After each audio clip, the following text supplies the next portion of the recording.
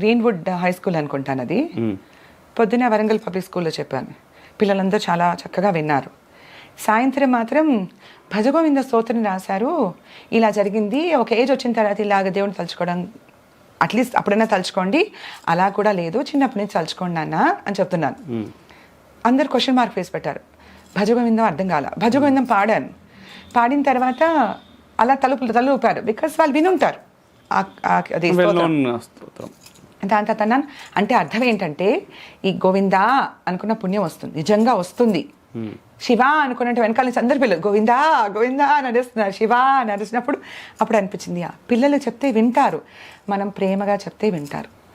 నువ్వు ఇది చెయ్యి అని అరిచాను అనుకో, ఎందుకు చేయాలి?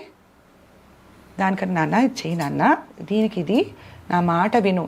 నిజంగా మెల్లగా చెప్తే ఎందుకు వినరు పిల్లలు? కసురుకొని చెప్పడం ఎందుకు? పిల్లలు కూడా అంతే, వాళ్ళు రివర్స్ ఇచ్చారు అంటే మనం చెప్పే విధానం బట్టి ఉంటుంది.